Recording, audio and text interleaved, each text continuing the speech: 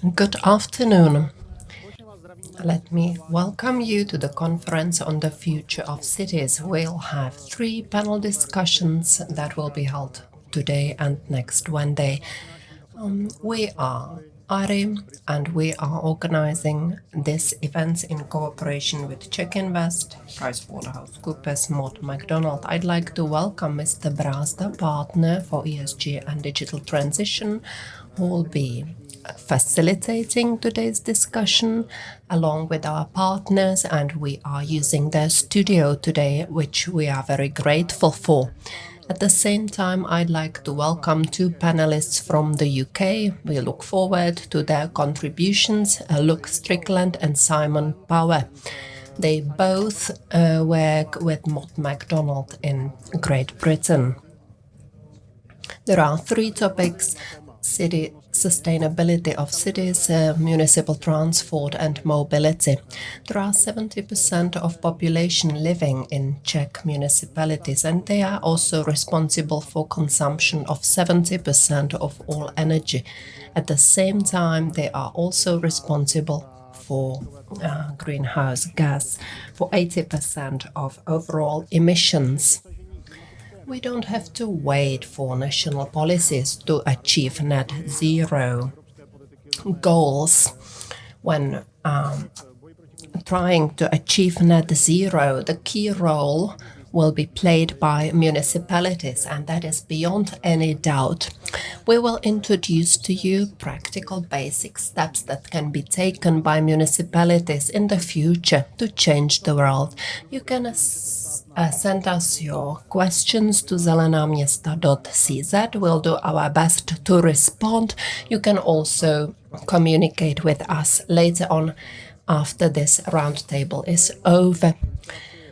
Great Britain is a great inspiration for us. It's a leader in many topics, many sectors, and net zero and digital transition of municipal environment belong to these topics. Today you shall see 2 very interesting presentations from the British environment. In my opinion, they will show you that the United Kingdom is a leader in terms of systemic problem solving, and they will show you that they are able to manage highly ambitious projects. The first presentation will cover the key role of cities in reaching net zero, and in the second presentation we will hear about regeneration of a large borough in the city of Bristol. You will also hear about the climate plan of the city, capital city of Prague. I will pass the floor on to Mrs. Vladyková, Chairman of the Union of Towns and Municipalities, but before I do so, let me welcome His Excellency, Mr. Nick Archer. Your Excellency, welcome to our roundtable. Ladies and gentlemen, welcome to this 2-part British Embassy Future of Cities event, which we're running in collaboration with 3 partners: the Infrastructure Development Association, PricewaterhouseCoopers and Mott MacDonald. This week and next week we'll be focusing on sustainability, on transportation and on digitalisation. The first session is on sustainability. We're doing this for a couple of reasons. The first is that the United Kingdom this year holds the presidency of COP26. And when it comes to transforming our economy for the low-carbon future, the roles of cities and villages and communities is vital. But there are also, of course, societal and economic benefits to both sides in building up the connection between our own cities and villages and those in the Czech Republic as they try and meet these challenges together. So this event is about strengthening existing relationships, building up new ones between communities, and then exchanging best practice as we get to know each other better. So I hope very much that you find it both fascinating, educative, and enjoyable.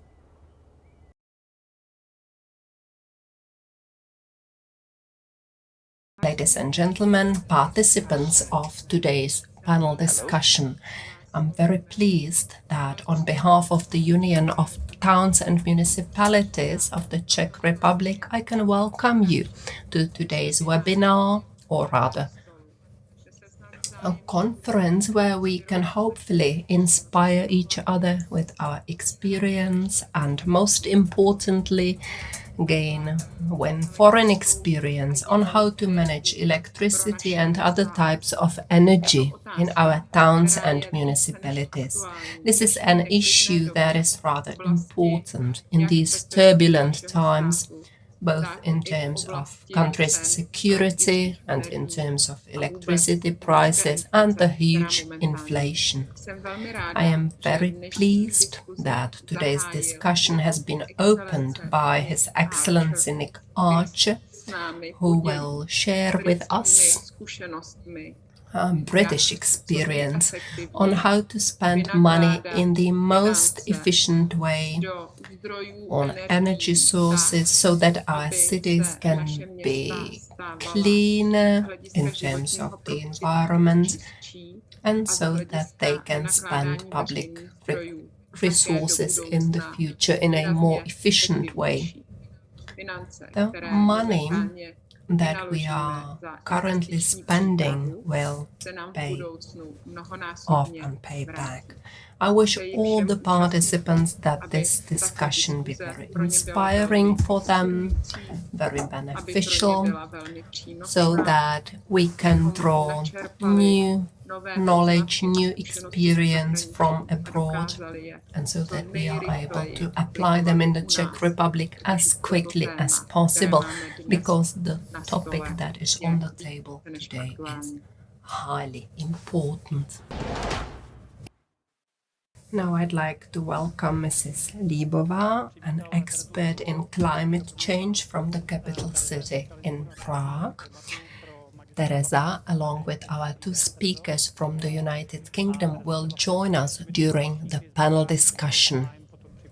With that, I'd like to proceed to our two presentations on best practices from the UK. I'd like to welcome and introduce Luke Strickland. Luke is head of Net Zero team at Mott McDonald's. He participated in place-based approach publication. He's co-author and he's also responsible. He's an author, he's a speaker, he's a strategist, and he's very much interested in all net zero technologies, and that's why he's the right expert for today's seminar. So Luke, yours the floor, and he'll speak mostly about place-based approach to net zero. Over to you, Luke.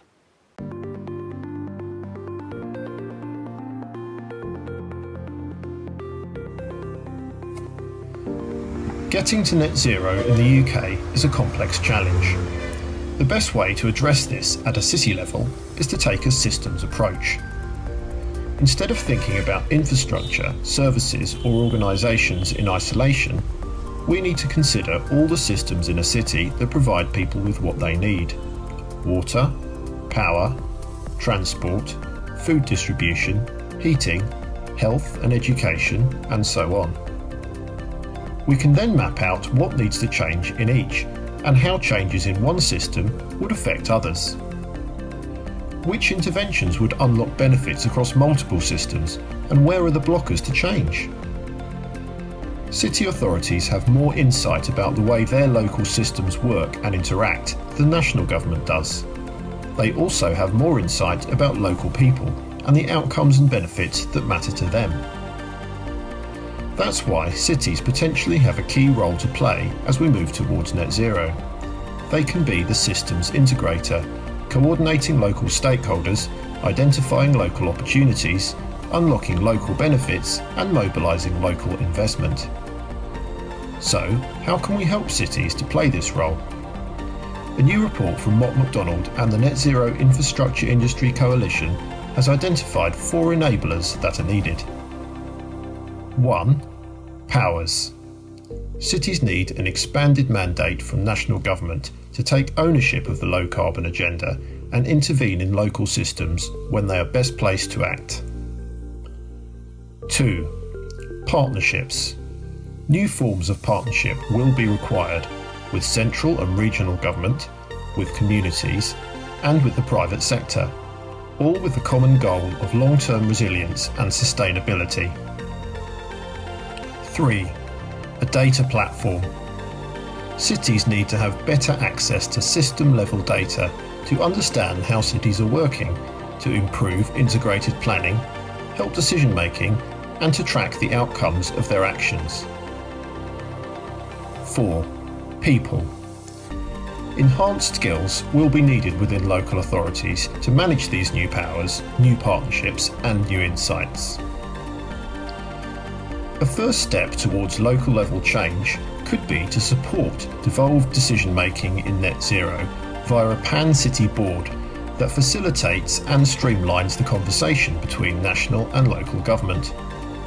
The board would have agency to upskill, monitor, collate and disseminate across individual cities, helping the 4 pillars we have mentioned to develop. This place-based systems approach will help cities accelerate towards net zero in a way that matches the UK's national ambitions.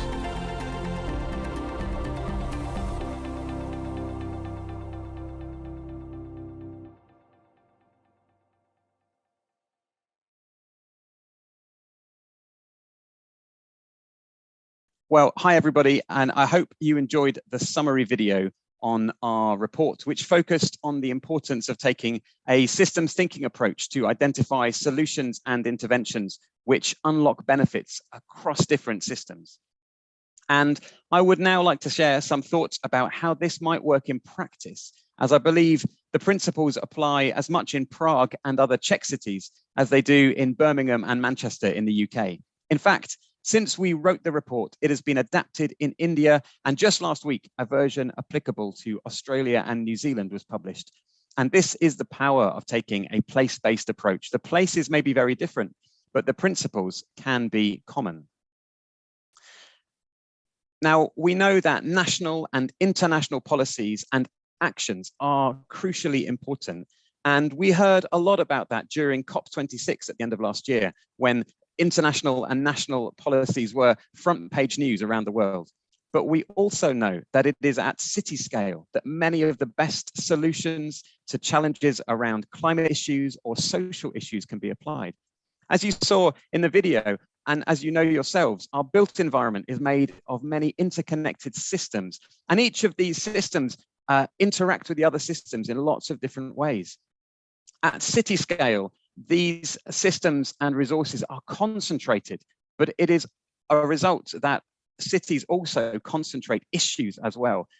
Many cities are setting targets to reduce carbon emissions in some form. So Prague's aim is to get to net zero by 2050, for example, and others recognize the need for immediate resilience to extreme events, as shown on the screen here, and often alongside these more tangible physical resilience issues. Social inequality is just one issue that is affecting communities within cities, and we see that in the news headlines around the world all the time. But how can cities be the catalyst for rapid positive change?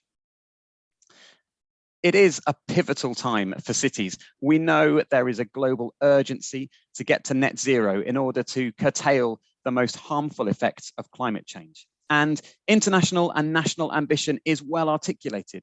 But turning that ambition into reality at speed is a huge challenge that can't just be delivered through national policy alone.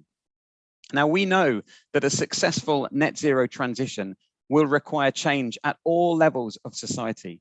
And as we've seen from the effects of lockdowns across the world in recent years, not every level of society is affected equally from drastic change.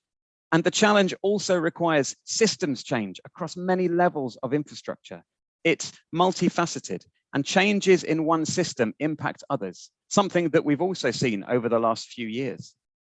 So, especially in a post-pandemic world, out of the disruption, there is a huge opportunity to reframe the role of the city And to do this, we need to understand how cities and their systems truly fit into this picture, what they are best placed to do, where they should be leading and where they should be supporting. And that was the driver behind the place-based approach to net zero project. And so our new paradigm for future cities was focused around 4 areas. Firstly, around powers, redefined powers and funding. Cities sit midway between national level change and what individuals and communities might adjust for themselves. And despite having a large part of the infrastructure emissions within their boundaries, certainly in the UK, cities currently have little power to directly influence the changes that are needed at city scale. The second conclusion was around partnerships. And it's at city scale that you can effectively mobilize community buy-in, local partners and stakeholders, and make a stronger case for local investment, as well as maximizing access to local net zero resources. Still getting economies of scale, but crucially getting the right solutions for the people and for the place. That is the place-based approach. One size doesn't fit all at a national level, but it's a far better fit at city scale. The third conclusion was about the visibility of data, the data platform. And this is a really interesting one, both for planning and also for more reactive decision-making. And I will present a case study around the data platform in a moment. And finally, our fourth conclusion was around people and about new systems thinking skills for people within city institutions and beyond to understand the challenge and to effectively navigate and communicate solutions. So now I'm going to move on to 2 case studies to focus on the data element of this and also some of the skills that are needed to think and apply systems level thinking at city scale. This was a recent project for Solihull Council in the Midlands in the UK in support of their net zero action plan. And this emphasizes the role that data can play in decision making at scale. And so the project was a city-wide energy study covering around 180 square kilometers and starting with a review of potential renewable generation technologies and their applicability. As well as a review by technology specialists, one way that we were able to bring the conclusions to life was through the use of geospatial data and imagery, particularly to demonstrate regional deployment of certain technologies, to identify planning applications or sites already identified with potential. And the reason for doing this was to prioritize effort and focus on the technologies with most leverage in the city. Getting to net zero at pace needs the big wins first, and keeping it very spatial in this way helped the city to compare and contrast between technologies, and therefore to make more effective decisions, as well as communicating to their citizens why decisions had been made. The second part of the study was identifying energy generation sites all across the city. And again, we took a spatial approach to consider the whole area for the focus technologies, screening out sites that were too small, but crucially prioritizing sites based on their proximity to grid connections, where there might be potential for battery storage sites, and also where there was energy demand too. And to do this, we not only used city data, but we had to generate a significant amount of demand data too. And what you can see on the bottom right here is an example of a built-up area where generation sites are shown along with critical connection infrastructure and consumption points too. And the way that this was given to the city wasn't just in static format, but as interactive GIS layers so that they could interrogate and review the data themselves and continue to make good decisions going forward. We were not only able to identify the most promising generation sites across the borough, but also to consider the scale of potential generation in total. It was theoretically possible to generate over 50% of the city's electricity consumption within their boundaries, something that for them to aim at and to help them in terms of their overall steps towards net zero by 2041.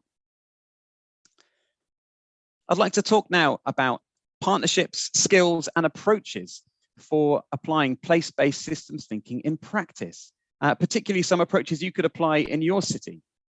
Now, it's very easy for individual assessment topics to be approached in silos. And so one way to foster the systems thinking perspective is through interactive cross-topic workshops, bringing together the client, key technical specialists and other stakeholders to gather a wide range of perspectives and insights. And this is an example on the screen now from a large urban master planning site in the UK. And we found these workshops most effective when opportunities and solutions from each system or topic are presented in outline, followed by an interactive discussion to look at synergies or conflicts, enabling those interventions and solutions which unlock benefits across the most systems to be identified and to be prioritized, which is what you can see on the screen as well. In this particular workshop, we also looked at future factors that might affect the site so that the decision-making could take them into account in advance. Now, the magic here isn't in an online workshop, but in the conversation that it can help facilitate and the insights gleaned around a deeper understanding of those cross-system issues and challenges. And for us, this is a particular example of the growing need for skills around stakeholder engagement, cross-system synthesis, and challenges to business as usual design or policy decision-making taking place in silos. So, as I come to a close, here are some further ways that you can drive forward transformative system-level change in your city, whatever your influence. Firstly, you can use your power, you can demand it. You know, as a citizen, as a consumer, as an employee, or even as a chief executive. Our voices are important, so please speak out and speak up for change and help others to speak up around you too. Secondly, you can drive it. If you are a client in any form, then you can set the standard in your supply chains or where you have influence, requiring decisions or solutions that actively unlock cross-system benefits. Thirdly, you can model it in your own organization, within your sector, within your neighborhood. You can prove to others what solutions can work. You can share your learning to help others in similar situations. You can develop your own skills and then partner with others to grow theirs too. And finally, we all need to move it. We need to make a start. This is a pivotal decade. We can't leave it too late. And we have an opportunity to make lasting systems level change in our cities, but it will require bravery. It will require some hard decisions and trade-offs, but it will also be worth it. And we know that taking a place-based approach and applying systems thinking can help make the right decisions for the change that we really need. So that is all from me, and thank you so much for your time.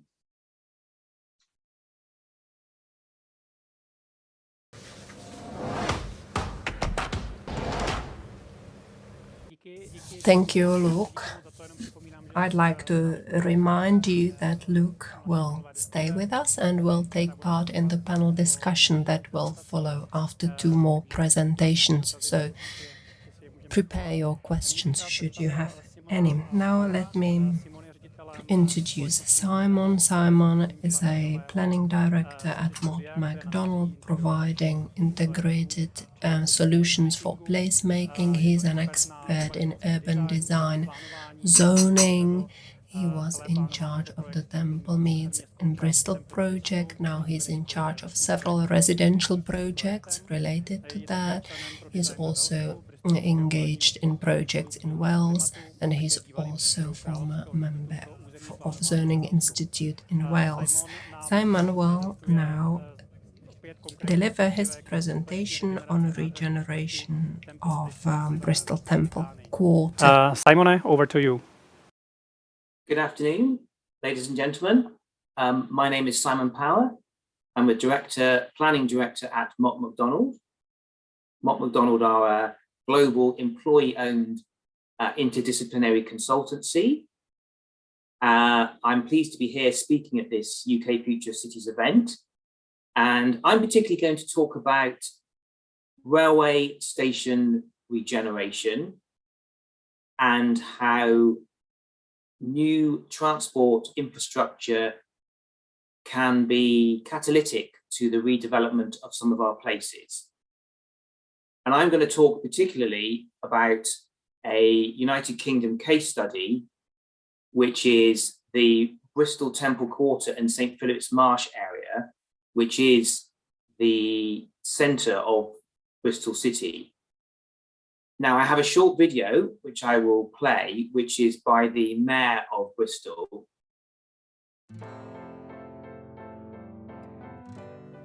The The transformation of Bristol Temple Quarter and St Philip's Marsh is one of the UK's largest and most ambitious regeneration projects. Over the next 25 years, it will create around 10,000 homes, 22,000 jobs, and contribute £1.6 billion a year to the city economy. Now, major regeneration projects like this can only ever be successful if they work with local people, residents and businesses already in the area, and consider the impact any proposed changes have on them. Now, the project will bring major changes to the area. Some will feel incremental and some will feel transformative. It may feel like a challenging transition for some people, but we are committed to doing what we can to support individuals and businesses to make the most of this opportunity as the project progresses. This is a long-term change, and throughout the process we will seek your ideas and views to help shape future plans.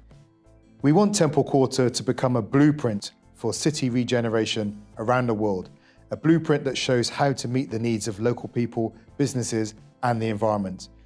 By building close to the city centre and transport hubs, local people will be able to live closer to employment opportunities, as well as accessing retail centres and other amenities more easily and quickly. It will put active travel at the heart of the new lifestyle.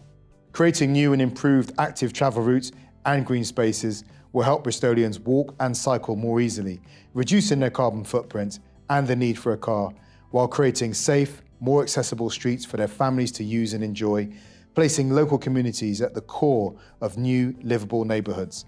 Putting new homes alongside old and new employment, community, leisure and cultural spaces will contribute to a thriving economy that supports local businesses and makes Temple Quarter somewhere to enjoy throughout the day and night. At the heart of this opportunity will be the £200 million refurbishment of Temple Meads Station, which will become the world-class entrance to this Bristol City region we have long needed and will form a central part of the Western Gateway project. Temple Meads has not seen major renovation for over 80 years. Once these overdue works are complete, the station will be fit for the future, managing 22 million passengers each year, and will become the hub for the city's mass transit system. The area around Temple Meads will include new homes, shops and hospitality venues, becoming a thriving destination in its own right. With better public transport, walking and cycling, access to and from the station and into the city centre will all be made easier, creating a greener, better connected city community where everyone can share in its economic success. The improved station will become the gateway to an innovation district centred around the new University of Bristol Temple Quarter Enterprise Campus, helping to foster a two-way relationship between world-leading research and development and the local community. Alongside Temple Quarter, plans for St Philip's Marsh and Mead Street are also being developed. We want St Philip's Marsh to be a series of mixed-use neighbourhoods where we can both preserve and create viable businesses and jobs and share the benefits these create with existing communities in and around St Philip's and the surrounding East Bristol area. We're committed to creating space for local people to have a say and shape this exciting opportunity. We want you to be involved in shaping the future of your city. We want to hear your ideas and views on what's important in the area, as well as what should change. The 2020s will be a decade of action. There is a climate and an ecological emergency. We have a long-standing housing crisis and a looming jobs crisis. The regeneration of Temple Quarter and St Philip's Marsh is an opportunity to respond to these threats as we recover from the impact of COVID-19. We will transform the area with Bristol's climate strategy, ecological strategy, and the city's economic recovery plan as the foundations of our work. Grounded in the UN Sustainable Development Goals, this will put sustainability and inclusion at the heart of all we do. Working with local communities, businesses, and our partners, we will regenerate the Temple Quarter and St Philip's Marsh areas to create a sustainable, inclusive, and thriving area that unlocks Bristol's potential for the benefit of all Bristolians while meeting our responsibilities to the planet.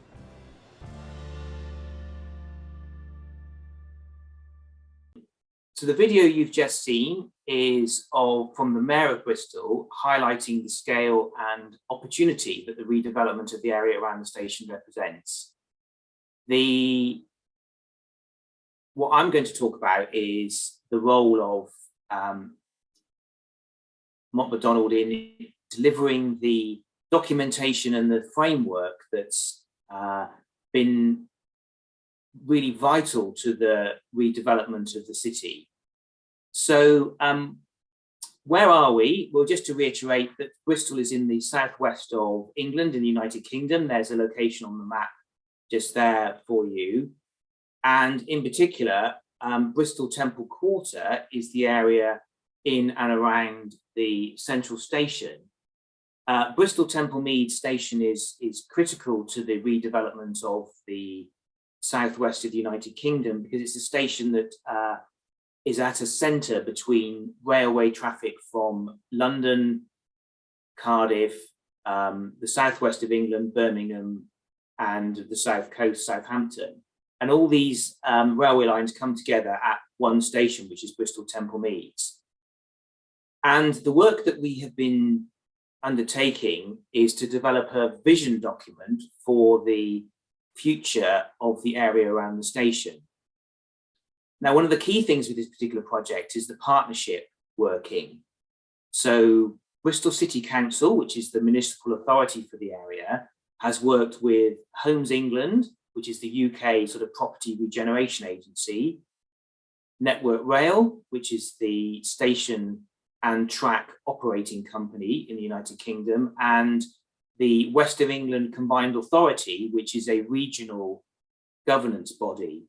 And all these four organisations have come together to fund this comprehensive vision that we've undertaken for the area. And I think, unlike many other architectural visions for a place, this is a detailed evidence-based study for the whole area that has within it a very comprehensive delivery plan. So just a couple of things about Bristol. Bristol is it's a place of many places. It's a polycentric city. It doesn't really have a centre. It has a whole multitude of centres. It's a very cosmopolitan European feeling city, quite bohemian, not dissimilar to parts of Amsterdam or Copenhagen. It's quite a green city in both physical and sort of social approaches. The St. Philip's area lies just off to the southeast of that map in front of you. It is where the large brown factory symbol is and where it says industrial. So the city at the moment is to the northwest of the railway station, and the main industrial areas are to the southeast. So this shows that same area. So it's an area of about 130 hectares, about 2 square kilometres, that sits adjacent to the main railway station, but is within the setting of the wider city. And in about 2019, Mott MacDonald was appointed with a set of other consultants to come up with a regeneration framework for this area. Now, you can see where it says Bristol Temple Meads. That is the main station building. It's a historic station, grade 1 listed, which means it was historically built by Isambard Kingdom Brunel. But it is surrounded, like King's Cross or several other United Kingdom cities, by an extensive area of former industrial land. Now, the area around St. Philip's has been subject to comprehensive set of regeneration initiatives, and this development framework, the sort of spatial planning document, I won't, you don't need to look at the detail too much, but it is the next stage in the regeneration of this area. So what the partners have done is to create a momentum for change by getting together, creating this vision, and through it, they're attempting to deliver up to 22,000 new jobs, which is the top line in the graphics there, and then 10,000 plus homes. which should, if all goes to plan, deliver an additional 1.6 billion of gross value added over and above the current sort of baseline level.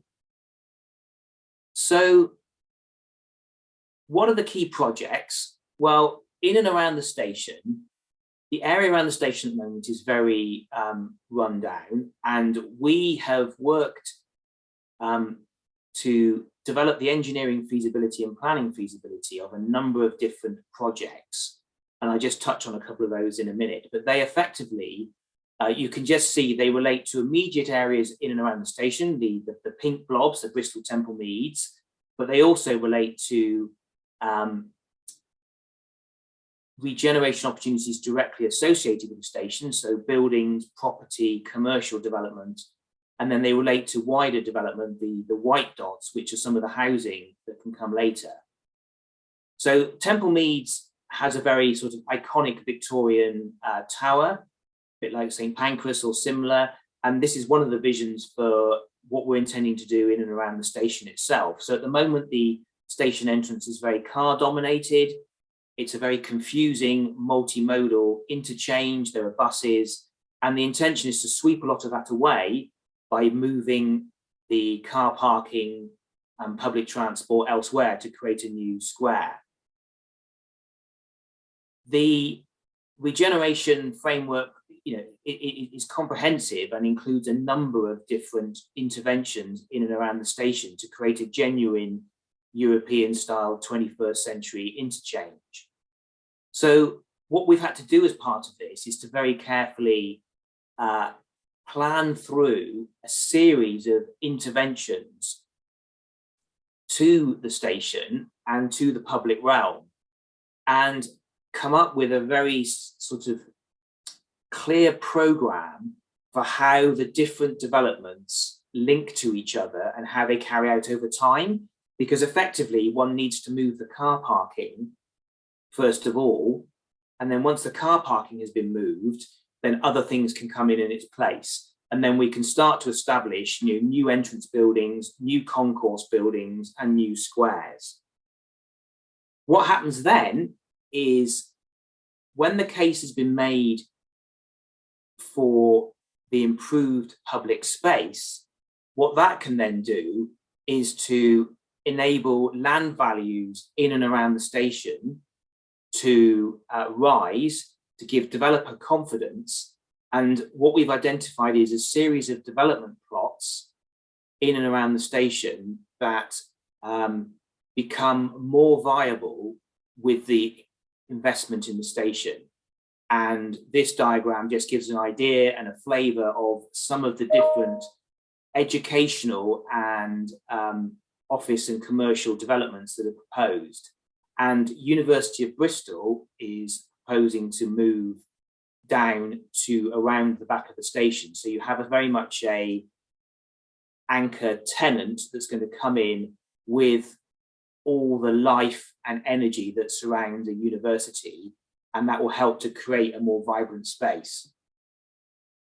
And again, thinking like ripples in a pond, once the university has arrived and some of these other developments are happening, then the development will spread out, and the associated area, what's called St. Philip's Marsh and Mead Street, is a new commercial district, residential district that is being planned, round the, as it's seen by the city, to the back of the station.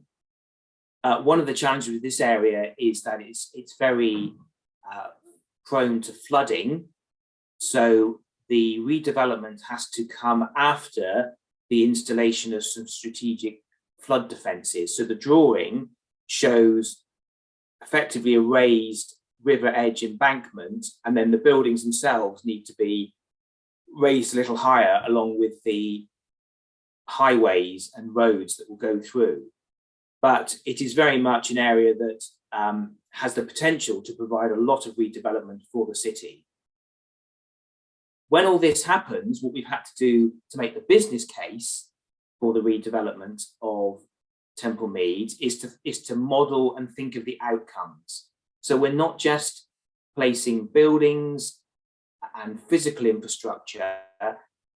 This is about creating a place, what it looks like, what it feels like, and being able to quantify the benefits in terms of jobs, housing, land value uplift. In terms of how we've taken the exercise forward, it's been very much embedded within a process of stakeholder and community engagement. We've had a lot of workshops with the different technical stakeholders, the organisations I mentioned at the beginning of the talk, and we've also had a lot of community and partnership sort of events in which we've managed to build on those ideas. So that's really all I was going to say. The document that I referred to is actually available on this website. There's a web link to the vision and to the executive summary type document. The video that you've seen is also available here, and here are my details if you wish to know any more. But otherwise, thank you very much.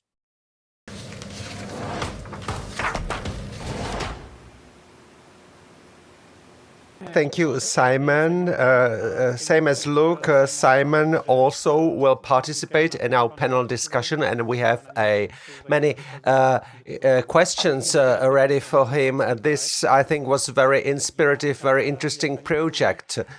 Now, I would like to reintroduce our last speaker, Tereza Libova. I already mentioned that she is a specialist in climate change issues at the city of Prague.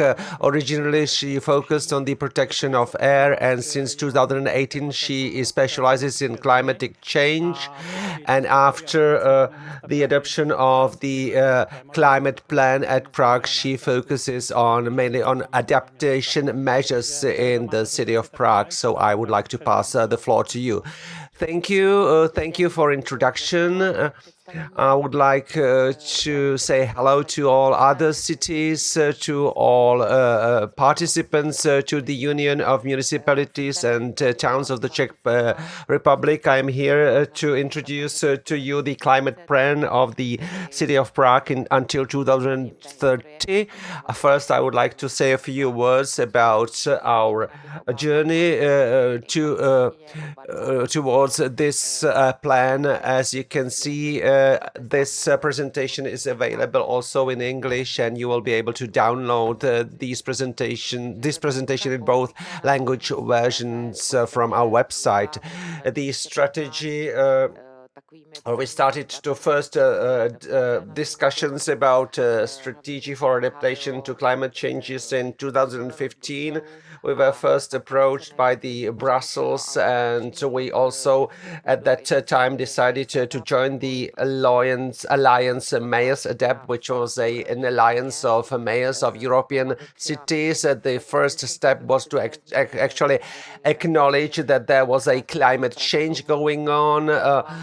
Before that, also we had a different management at the Prague administration, so they tend to say that there is no climate change happening, but then the attitude changed, and at that time, around 2015, I first became responsible for this, so when I still worked at the air protection department. So in 2015, Prague joined this alliance, and it committed to adopt a climate change adaptation strategy within 2 years of joining the alliance. We started by some analysis of manifestations of climate change in the territory of the city of Prague, and so we focused on 5 key areas that we decided we want to monitor. First, it was temperature. We obtained data about long-term increase in average temperature in the city. Here on this map, on this graph, you see how the average temperature changed over a period of 100 years. And another area on which we focused in collaboration with Czech Globe at the Czech Academy of Sciences was the topic of urban heat island.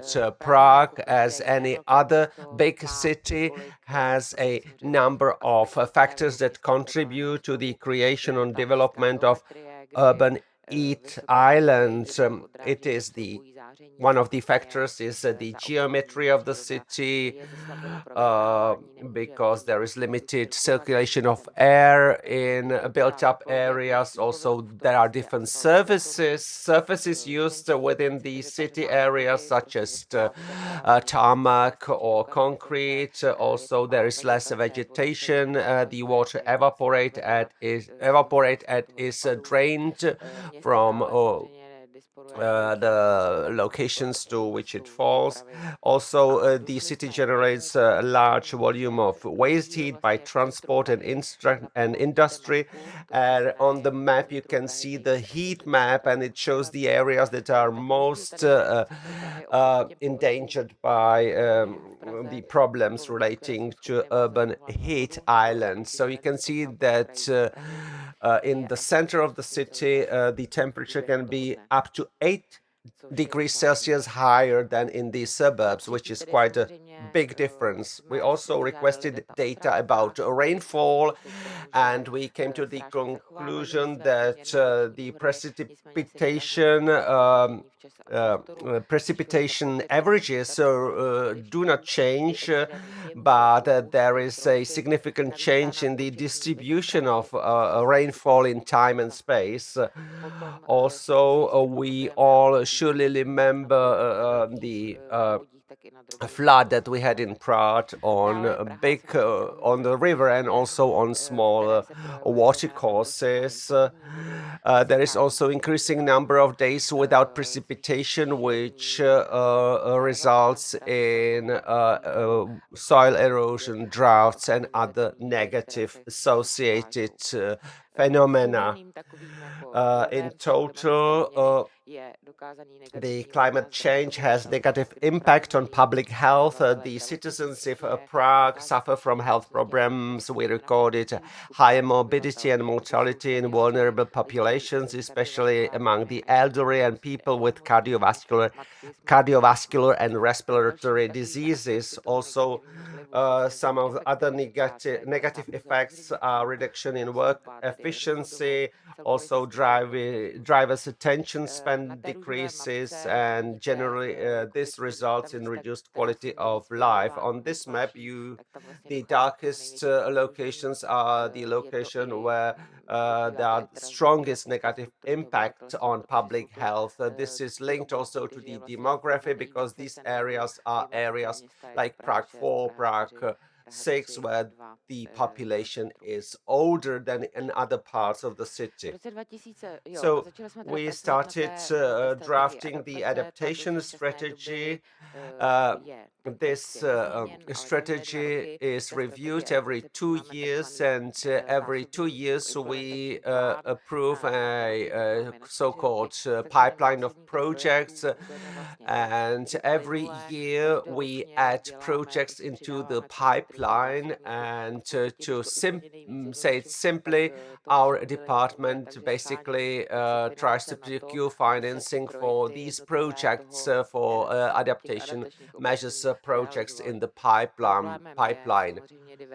Of course, the powers are quite diversified. In Prague, a large part of the land is owned by the city of Prague, but other plots, other land is owned by individual districts of Prague, and so this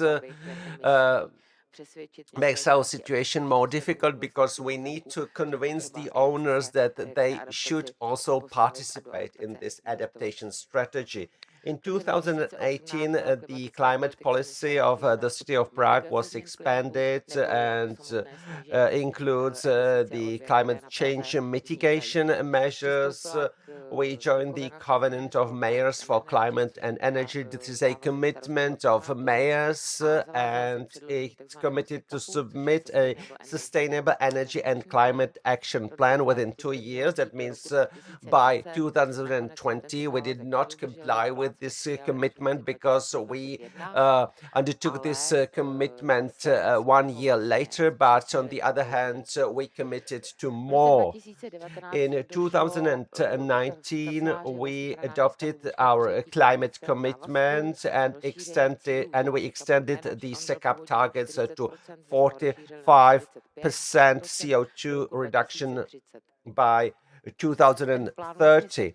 Both the SECAP and our climate plan are created by using some framework reference year as a date by which we want to reduce the emissions. So for comparison, as a reference year against which we compare, we used the year 2010. So this in fact represents reduction in CO2 emissions in 20 years. Just to give you an idea about what is the volume of CO2 emissions, it is 8.8 million tons per year now, and this figure should go down to 4.8 million tons. Of course, this will also depend on the demographic development in Prague, but roughly this represents 7.1 tons per inhabitant. This is the current level of emissions, and this should be reduced to 3.5 tons per inhabitant by 2030. So,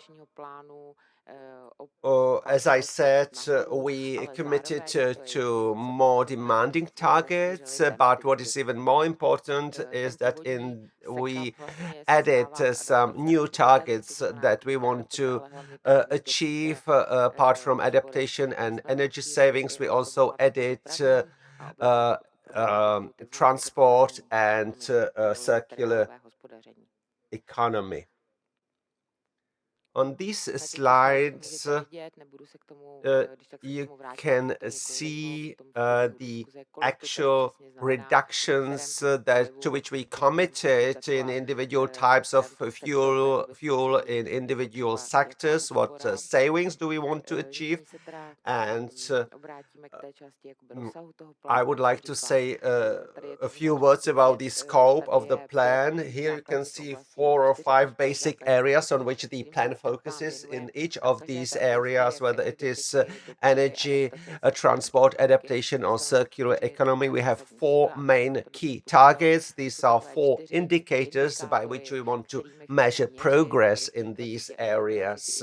So in total, we have about 25 indicators that help us to measure whether we are successful in achieving the target. For instance, I am responsible for the adaptation area. So apart from planting 2.5 million trees, we also want to extend the scope or the area of blue-green infrastructure by 7 square meters per 1,000 people per year. This might seem quite a low number, but given the number of inhabitants in Prague, this represents several hectares. So if you imagine what area it actually means, if you imagine this area is placed in the center of the city, it's quite a big area. We will also want to reduce the proportion of drinking water used for watering greenery, because in Prague we use drinking water to water plants and also to clean streets, although we have quite a lot of rainwater that might be used for these purposes. So the climate plan, apart from focusing on specific energy-related targets and specific projects, it also includes several indicators that focus on the need or are linked to the need to change policies, to change our current direction. The first area I would like to mention is the energy in buildings, energy management in buildings. Here we want to focus on the buildings owned by the city, focus on energy saving projects, on new construction in the spirit of the city of short distances, and also We want to ensure active role of the city in the heating industry, because the heating industry, the central heating, is one of the major sources of CO2 emissions. In the area of transport, we consider several potential measures apart from increasing the fees that are charged for car transport. That means tolls, paid entry into the city center. Apart from these measures, we also want to support non-motorized transport, increase also rail transportation capacity, and we want to electrify transportation.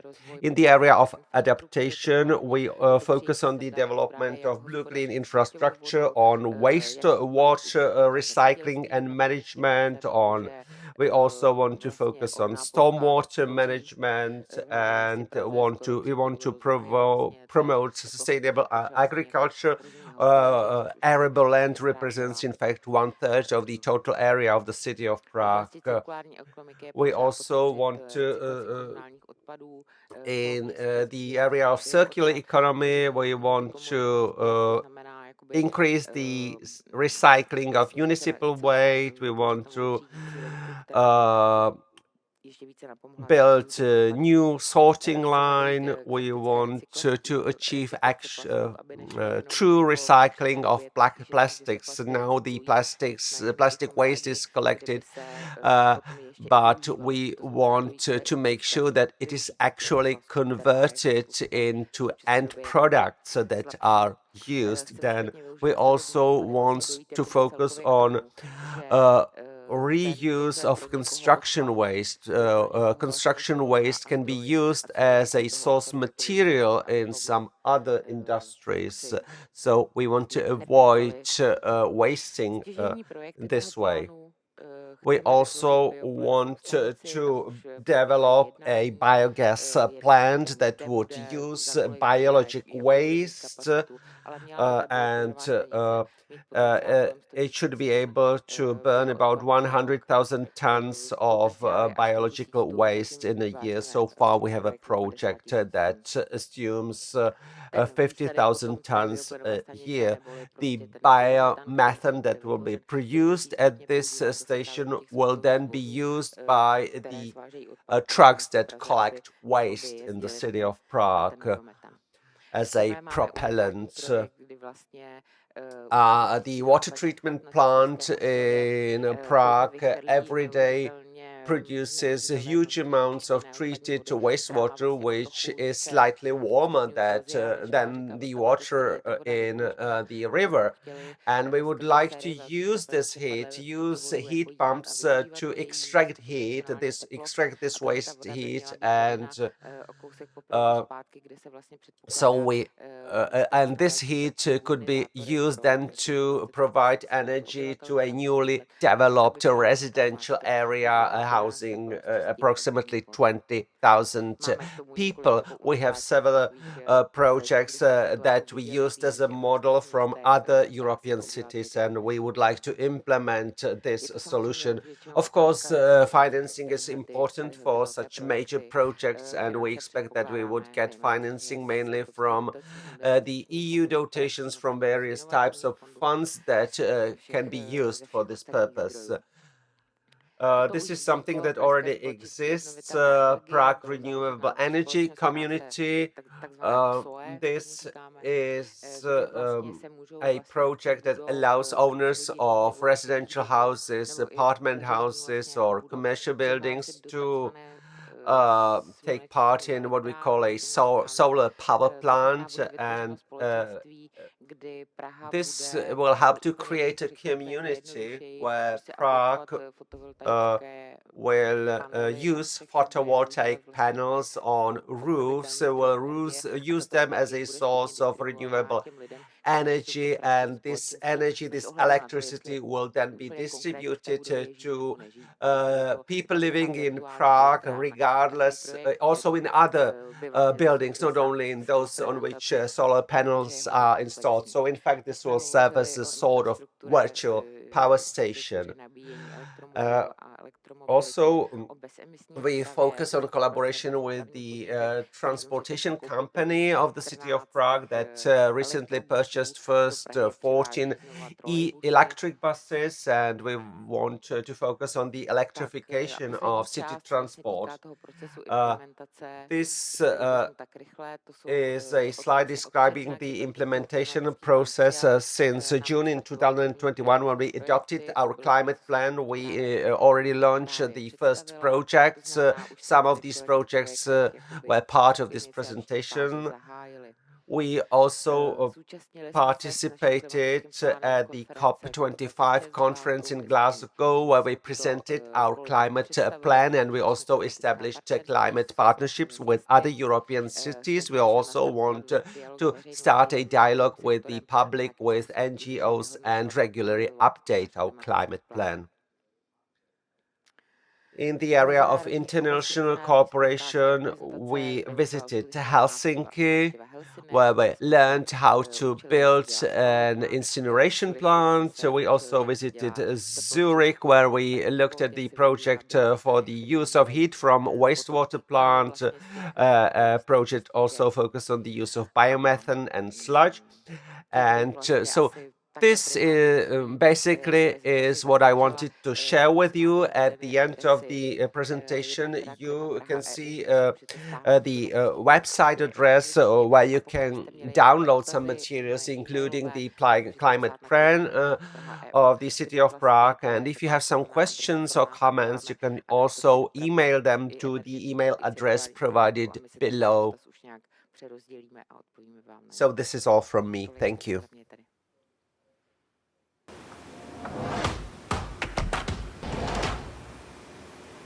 Thank you, Tereza, for your presentation. And now we will start our panel discussion. I believe there are lots of interesting questions to all of our guests.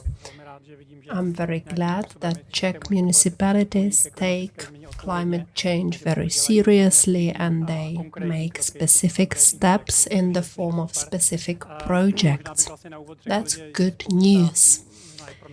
Let me say that the public sector in the Czech Republic, especially at the national level and especially under the last government, almost refused a climate change. They said that the Green Deal was forced upon us. We did not want it. It would be too expensive. There are such voices again in relation to the Ukrainian war. Some people say, forget climate, there are more important issues to be tackled. Yes, that's perhaps true, but the climate issue will no doubt accelerate. It'll be accelerated. And what we'll need is sustainability, independence, renewable sources, and that's what we need. The last evidence that the climate change is not just something made up in Brussels is the fact that despite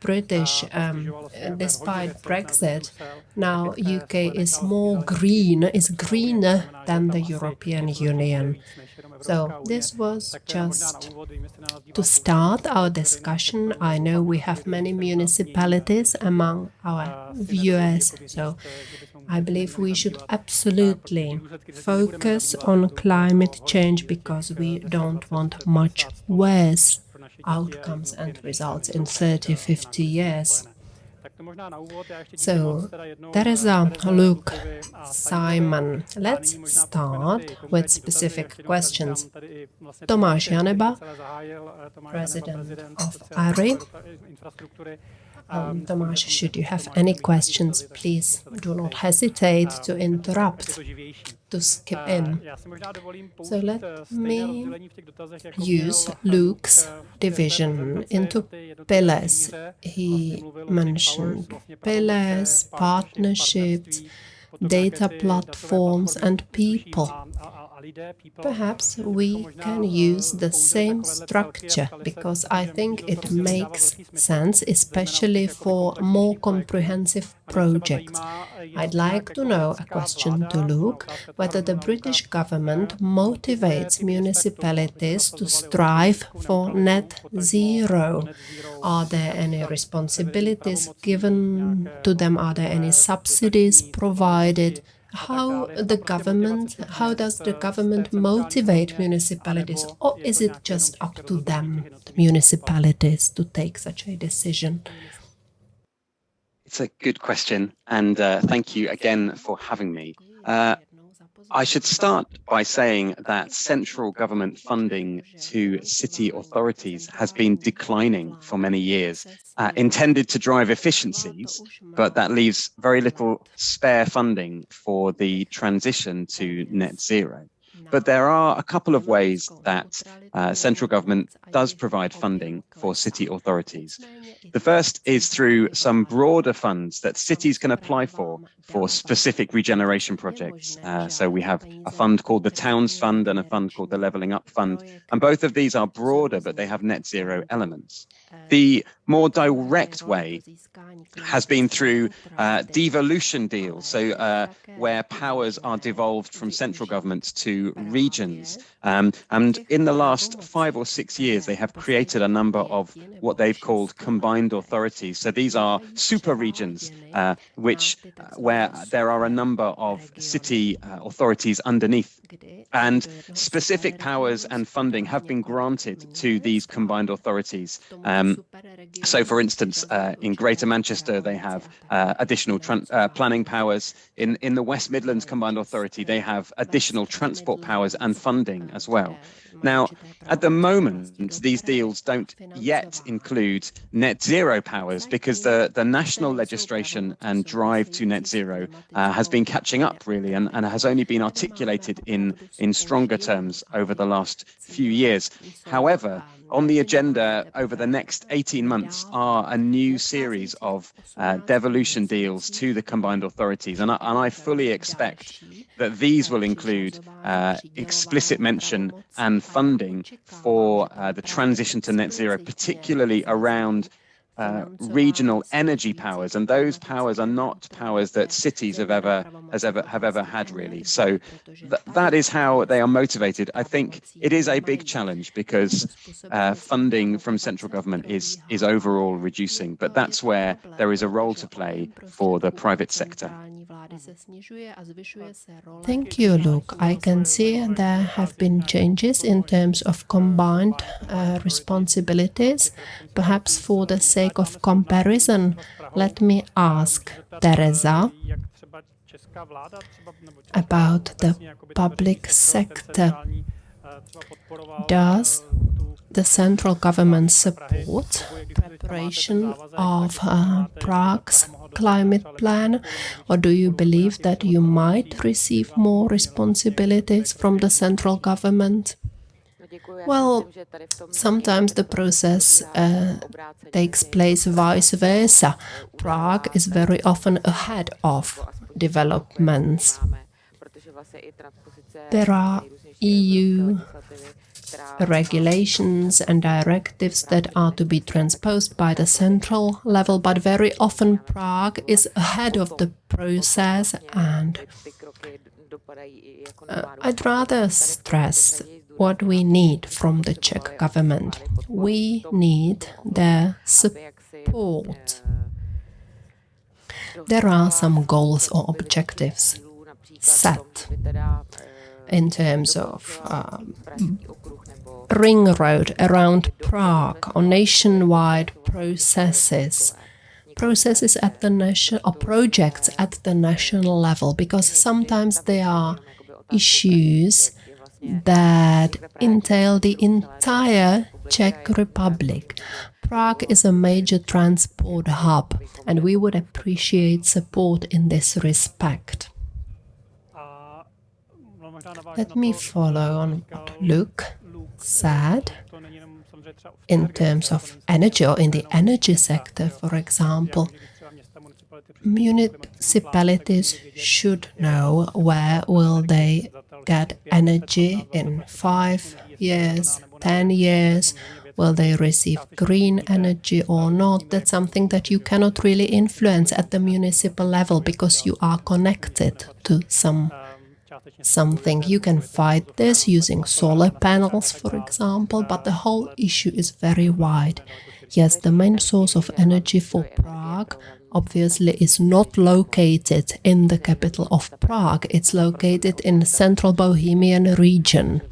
And to prepare a climate plan for the very center of Prague does not make any sense, because we should involve and include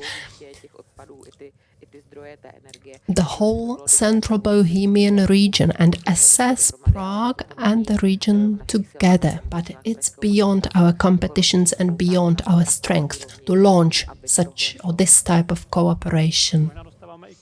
And this brings us to the area of partnerships. Simon mentioned that in Bristol there were Home England, Development Authority, Rail Authority. All those entities cooperated. Perhaps as if Prague did a project, but included Czech Rail Authority, Roll Authority, public authorities that would develop a project. So perhaps a question to Simon. How did you manage to align interests of all those stakeholders? There might be conflicts of interests. You mentioned the workshops in your presentation.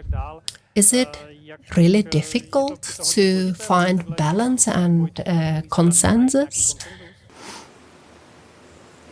Simon? Good afternoon, and thank you for having me. Like Lucas said, we're very grateful at Mott MacDonald to be supporting this initiative. Yes, it is difficult to get a consensus around place and regeneration objectives.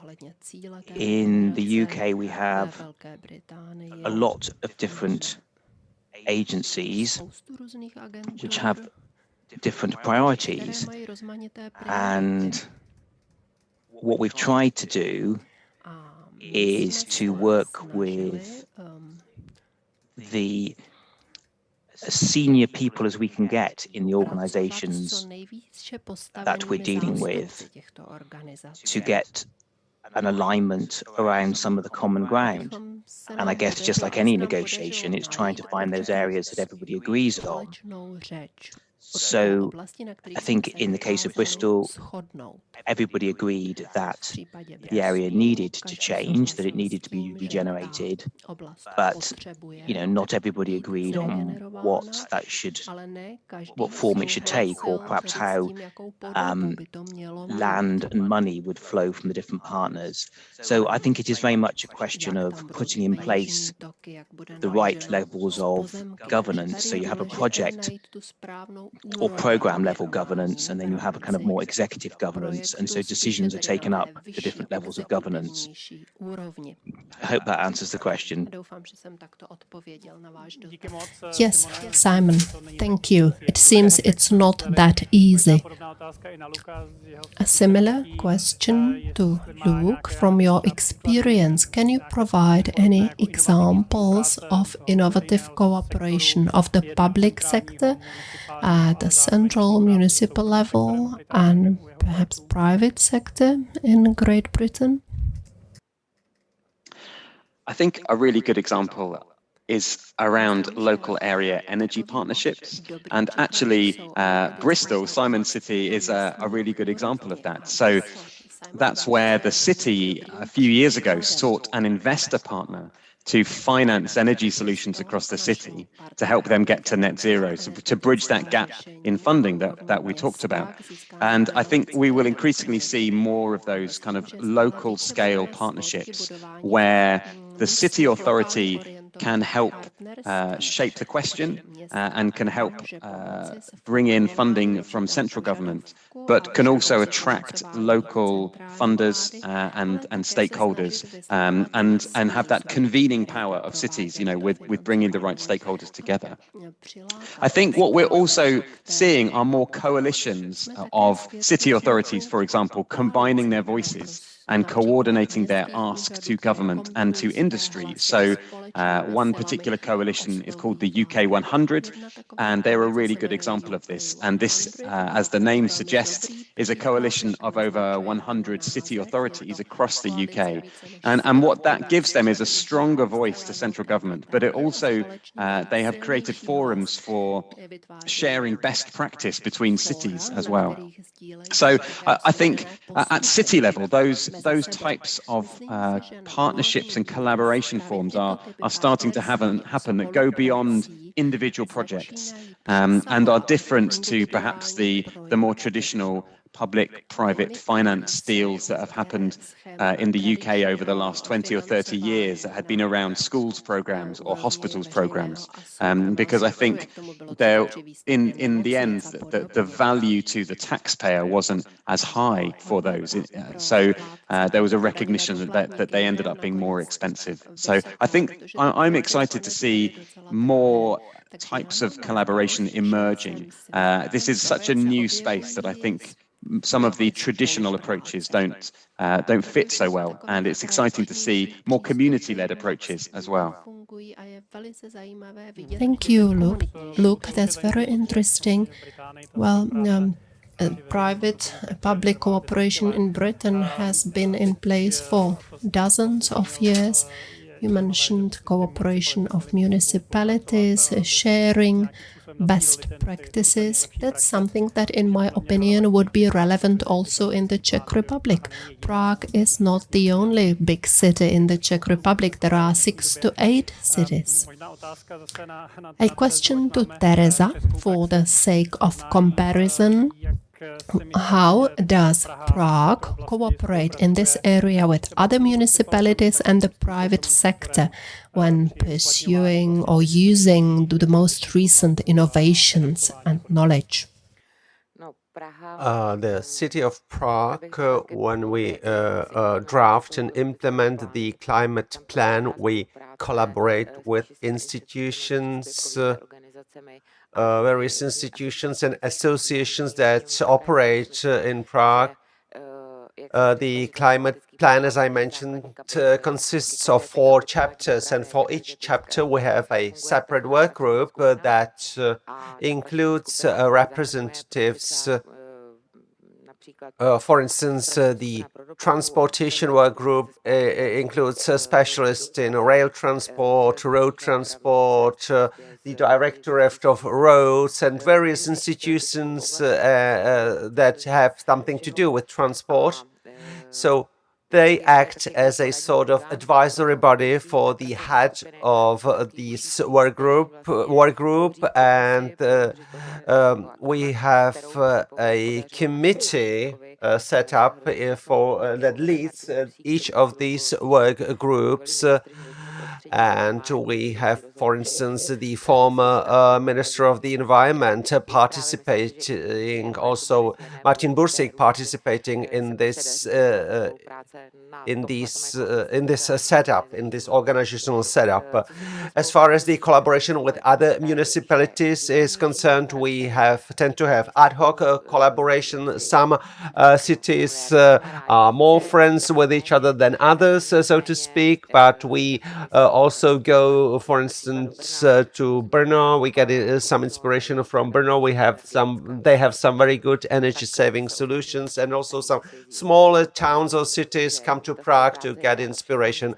And all cities that produce SECAPs and climate plans know about each other. So we also collaborate with private partners, but only to a very limited extent. We are just starting. We so far addressed companies that operate large fleets with over 1,000 vehicles to collaborate in climate commitment with us. We try to also approach other organizations that operate, private companies that operate in Prague.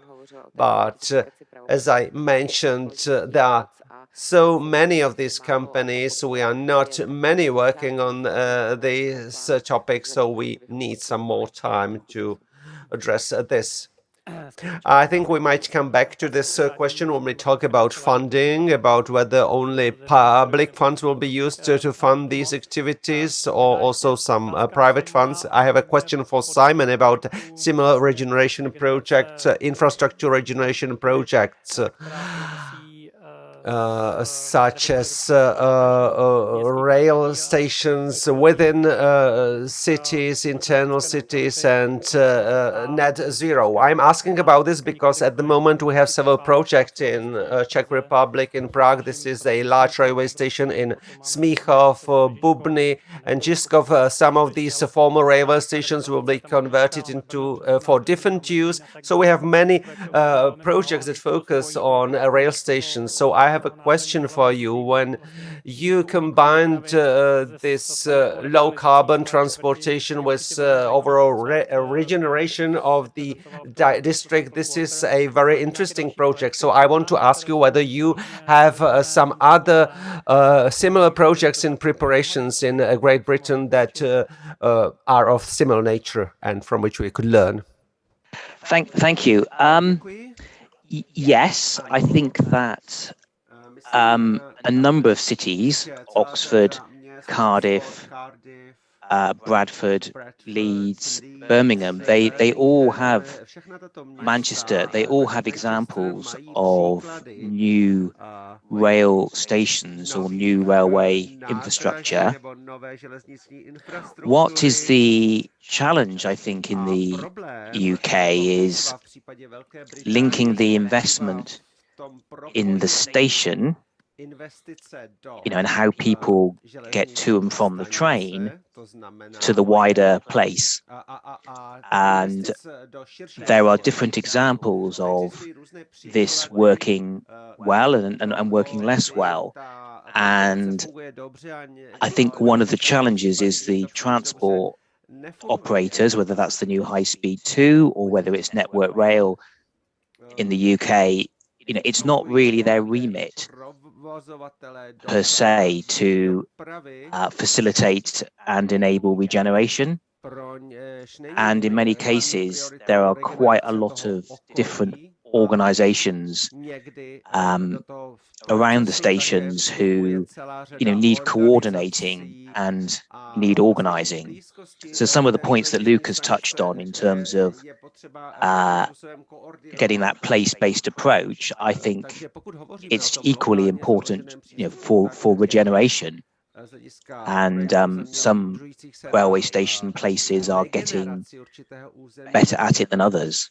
So to ultimately answer your question, one of the challenges is a lot of the station regeneration in the UK is passenger growth and railway led rather than regeneration led. So there is still some joining up to do.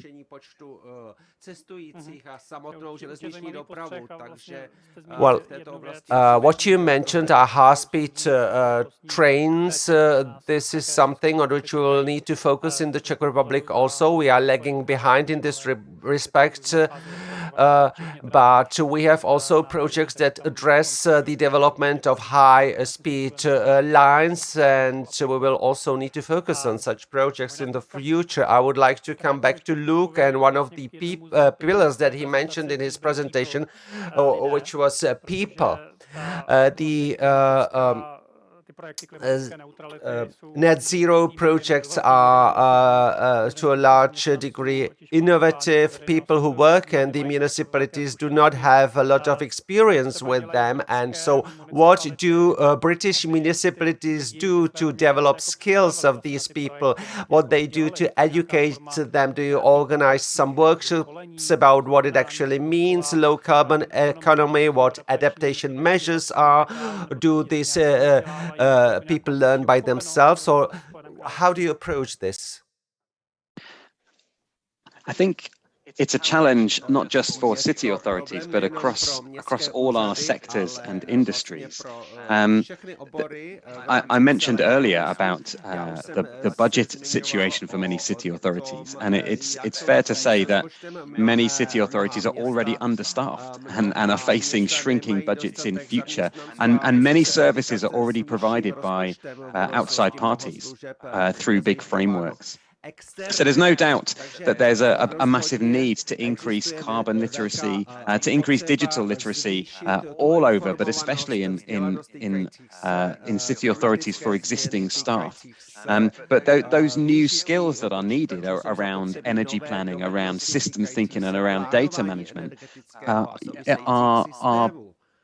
they may be hard for existing staff. They're hard skills to learn anyway, especially when you have under pressure staff. So I think my personal feeling is that these services and maybe the upskilling needed will be sought from the private sector or from academia. What I find very interesting is the changes that are starting to happen in university curriculums for graduates, but also for apprentices, where some of the climate emergency, the sustainable development goals, systems thinking are part of the courses there. But there will be a lag between new people coming into the industry and those who are already here who need to make decisions in a critical decade. And I think we just have to all work together to raise the standard. I think a challenge is just that business as usual is so powerful. The inertia of business as usual and how we've always done things can be really, really powerful. And it takes some real brave and courageous political decision-making, actually, to invest in some of those skills. So I think it's an ongoing challenge. I don't know whether anybody's got the solution yet, but I think there is a growing recognition of the need for it. And maybe that's something we can learn from you as well, because I think, need to go even further and faster in terms of developing those skills across all of our sectors and in our city authorities. Thank you, Luke. What you mentioned that it starts in the educational sector. This is important at the architecture faculties, economics faculties in universities. These topics need to be addressed. I would like to ask you, what are the opportunities for upskilling in the city of Prague? You mentioned some study stays that you visited some cities to learn from existing projects. Are there any other models that you use to develop your people? Well, you started mentioning universities, but I would would like to take a step further. Our department is also responsible for environmental education, and it collaborates with schools that are operated by the municipality. That means elementary and secondary schools. We participate in the preparation of environmental curricula, and we also collaborate with the lectures that lead these courses. So we have been dealing with that for 3 years. So this is one of the areas I wanted to mention. Then you have another group of people. These are technically skilled people, project designers, engineers that participate in the designing of the projects, and we also offer some collaboration to them. We offer to them that we are ready to educate the developers in environmental issues, to educate the developers for which they work, and if they agree to collaborate with us, if they agree to implement adaptation measures into their project designs, then this means for them that we will also facilitate all the procedural steps, procedural approvals that are provided by the city. Then there is another group, and this is the general population. Here it is quite difficult to address this group, to communicate with this group. To a large part, this communication is something for which individual districts are responsible in Prague. We do not think it would be very beneficial to organize some campaigns in the media. So the general population is addressed through the municipalities of individual districts, because these are people who are directly elected by the respective populations. Thank you. I hope that also this today's webinar will help to increase awareness about these issues among the general public and about the new projects. I would like to now to focus on something that is maybe a more difficult topic, and that is funding. These projects may look very nice, but what is actually important, and I would like to start by asking Simon. I know that this knowledge might not be fully transferable, but still, could you tell us how these projects are financed? I saw in your presentation that in the future these projects will generate some revenue, millions of pounds. So how these projects are funded? Is this public or private funding? Is your new infrastructure bank, newly established infrastructure bank involved? Do you use some green funds, or do you use a combination of these approaches? Thank you. So in terms of the Green Investment Bank, that, if I'm honest, that is mainly funding power generation projects, things like offshore wind farms. It's not primarily focused on urban regeneration and transport. So the funding and regeneration of the UK city centres is definitely a combination of the public and the private sector. In most cases, there is a need for some initial central government grant or funding to get things moving. So there's often a need for 50 or 100 million pound type investment into the railway station or into the area around the railway station, and then that is seen as a catalyst for the regeneration of the area around. However, the area around, generally speaking, the private sector then comes along and redevelops. In some cases, the land stays within the local authority or the public body, so there is a commercial return to the public body through land sales or rent. In other cases, there is a small return over time to the public sector through business rates or through what we have in the UK called a sort of community infrastructure levy or a planning obligation. So some money is recovered, but often the challenge in the UK is one of cash flow, in that initial investment is needed by the public sector to then set things in place, and then the private sector comes along later on. If that answers your question.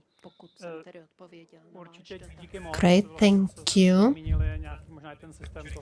The land value capturing system, if I'm not mistaken, it perhaps does not have a Czech equivalent.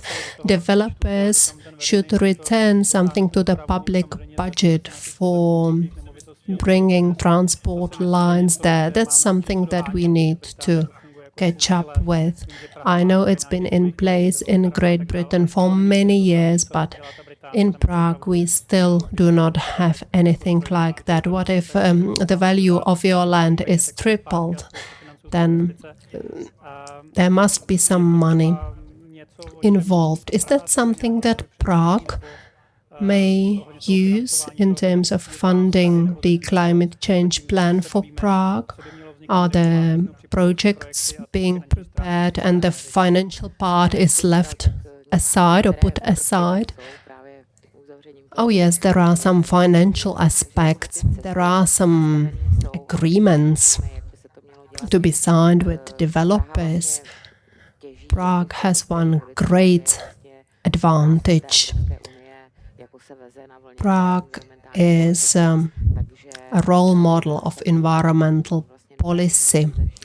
Having an environmental fund, there are OPs in the new programming period until 2027. There are lots of money arriving from Brussels. So far, Prague has funded the preparation of projects. Some applications have been admitted concerning, for example, energy savings. We prepared 2 packages per 40 buildings owned by the city. And these 2 packages received huge multi-million investment. In terms of large technology projects, such as the biogas station I've referred to, we hope we'll be able to receive some money from Innovation Fund, subsidies mostly. At the beginning, the climate plan had a huge plan of 230 billion. We were almost scared by that amount. But it's a sum of money for 10 years. So it's 1/10 of that amount per year. And there are lots of investments, a lot of projects that we should be able to keep an eye on the budget. And the main source of funds is the EU. Well, I know there are different ways to go, such as participation of the private sector. Perhaps Ari can provide advice. I saw Luke nodded in terms of funding. Luke, were you planning to add something or not? Okay, nodding again in a different way. So. Thank you, Luke. We still have some 15 to 20 minutes.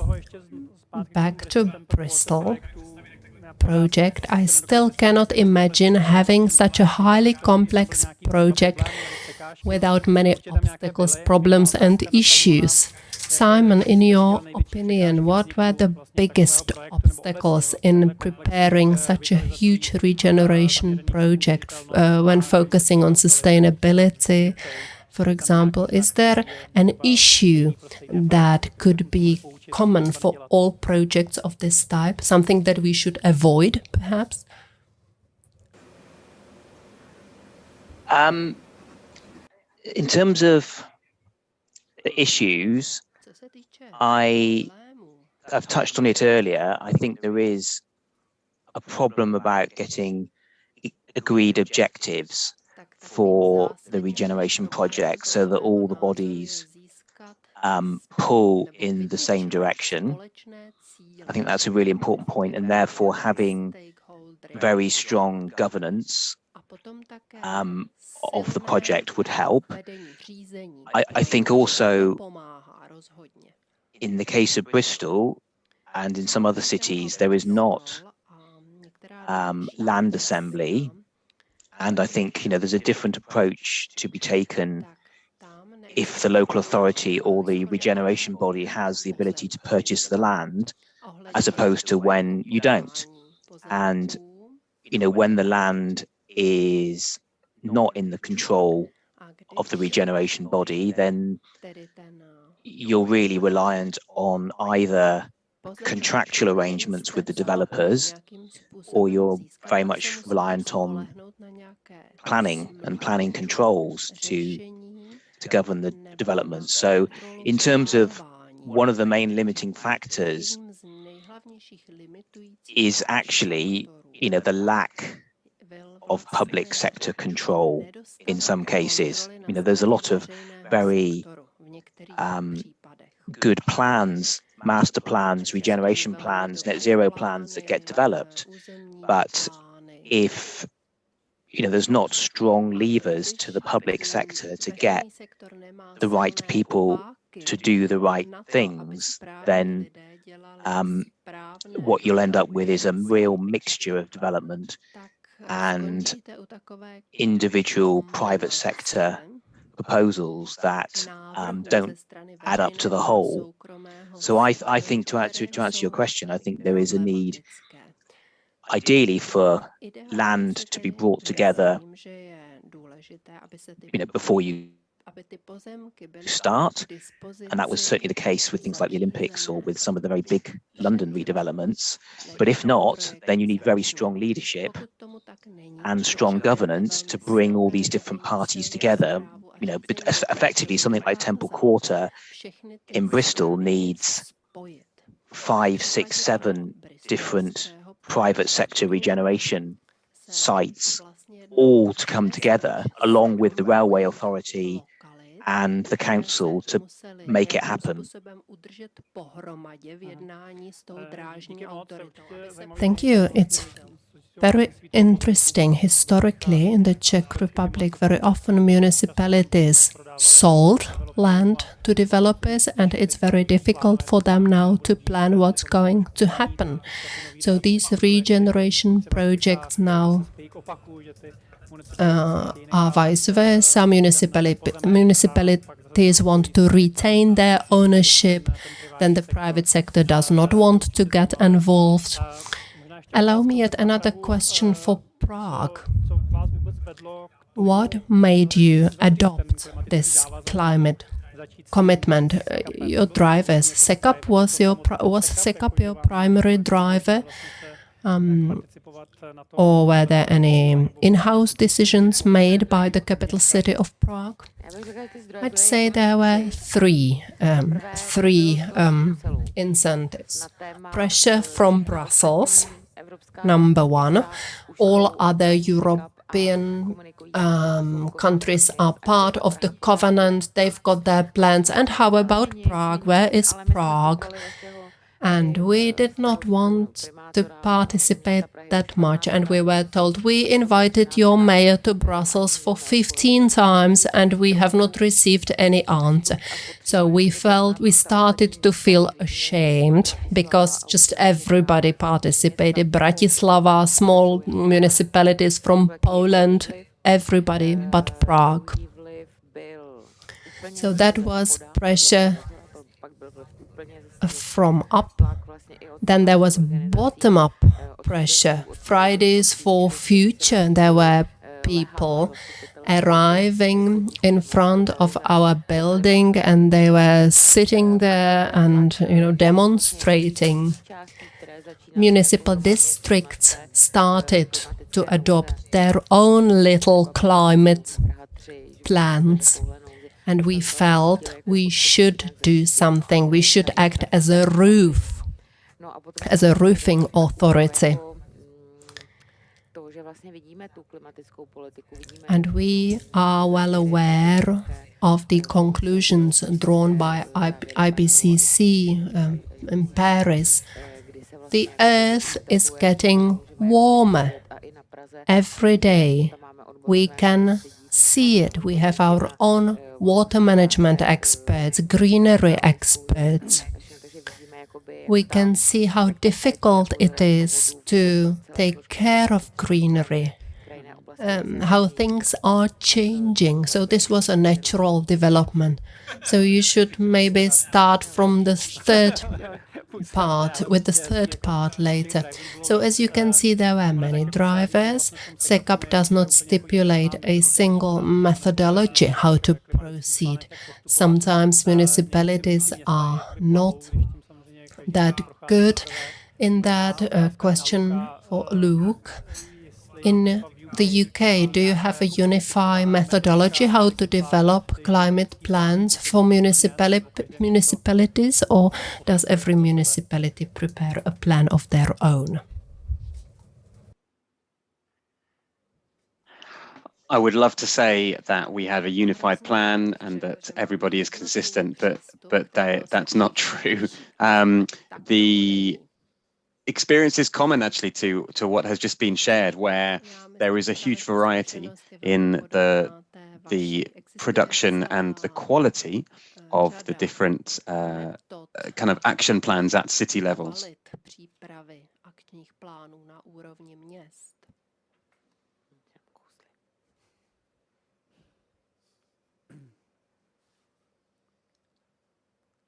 Unfortunately, both colleagues seem to have technical problems. A Russian submarine may have destroyed the line. I'm sorry. I hope we'll be able to renew the connection. In the meantime, we'll return to Prague before our British colleagues get connected again.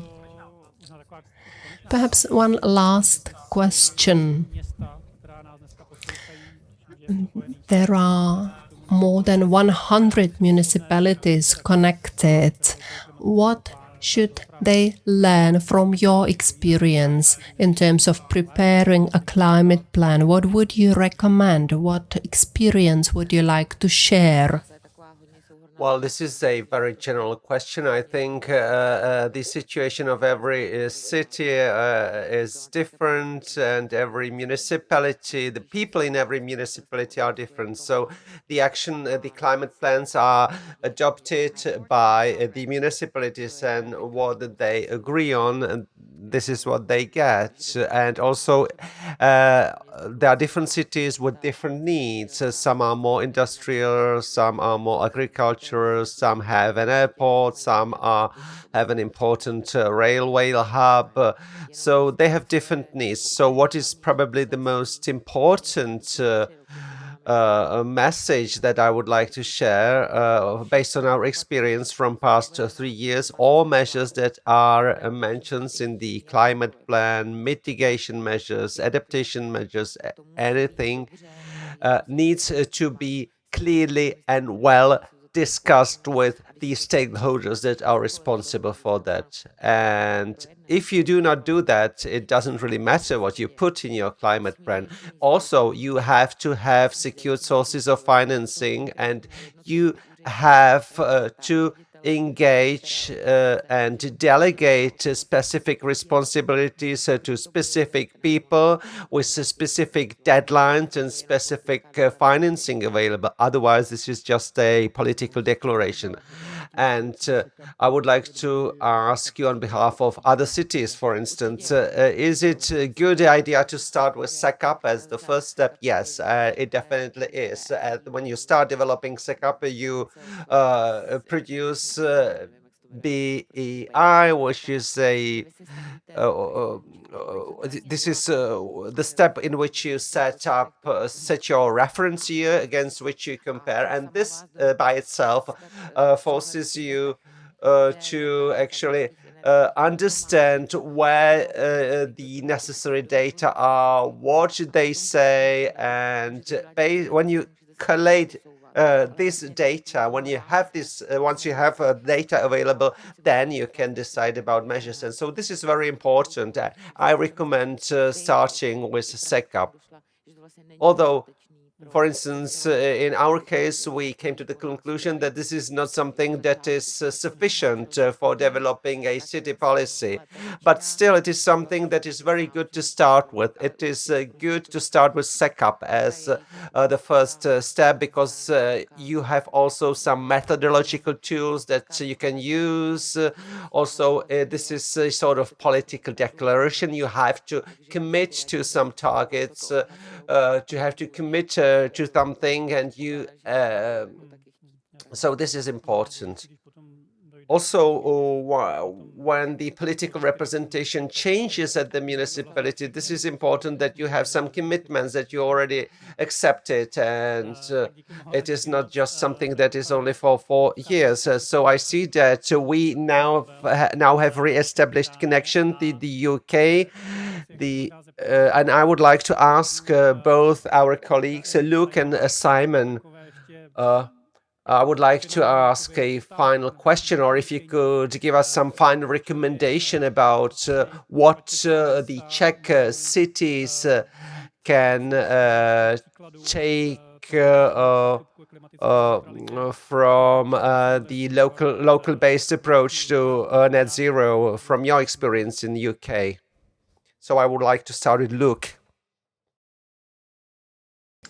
Well, I think the first big point really is about avoiding making big decisions based only on solving a single system problem. So not just transport solutions for transport problems, but thinking as best as you can across system with any big decision making coming on. And then I think really where to start, share information with other cities, form coalitions, get as many perspectives as you can. Bring your teams together within the city authorities and ask your communities what they think the solutions can be.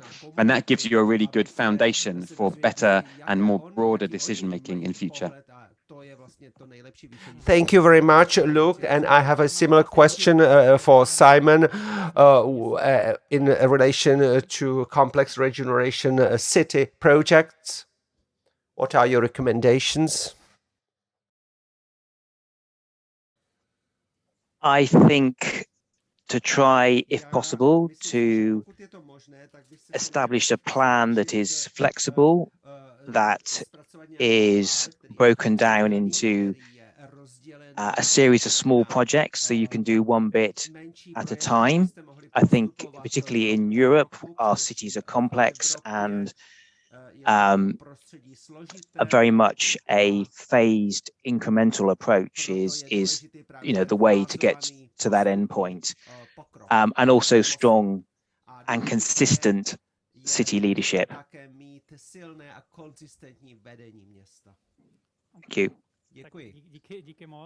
Thank you. Thank you very much for your recommendations, for your advice. I agree that it is important to have a strong leader, and I would like to thank both our colleagues in UK. I would like to thank Luke and Simon. Thank you very much, guys. You're welcome. Thank you.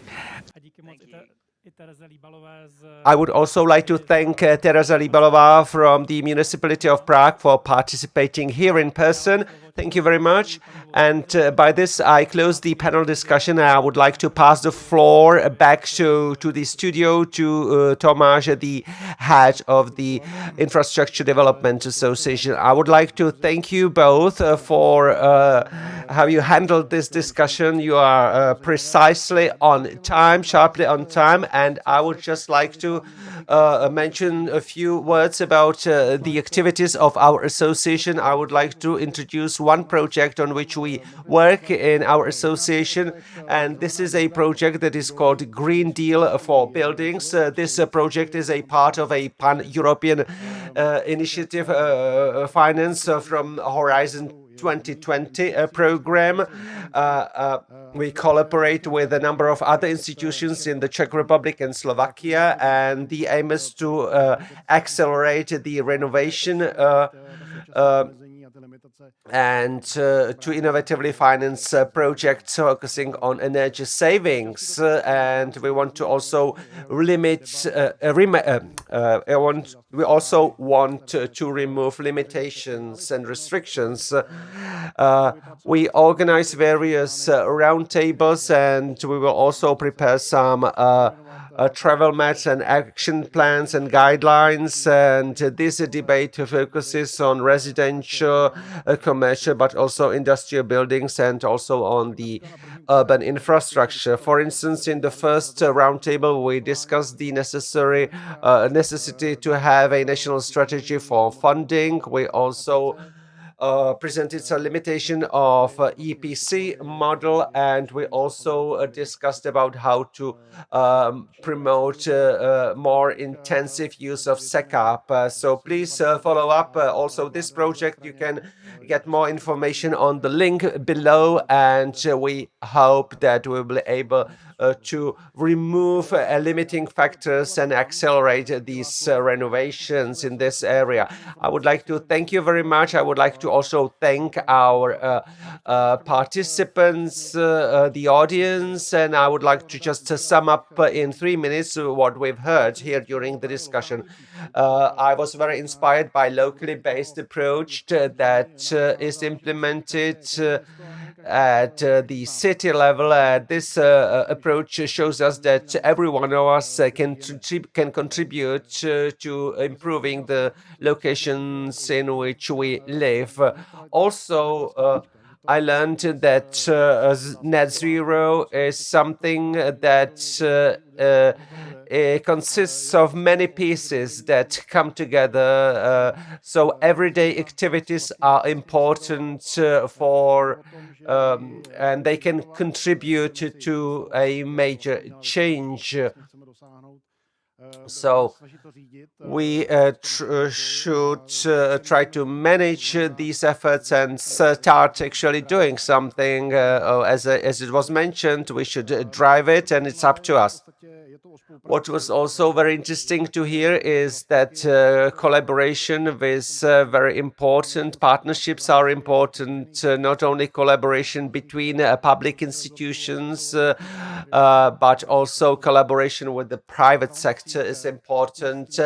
Powers and partnerships, data and information are important. As we've heard, data are the basis to actually know what is our situation and what steps we can take. And also, the fourth important element are people.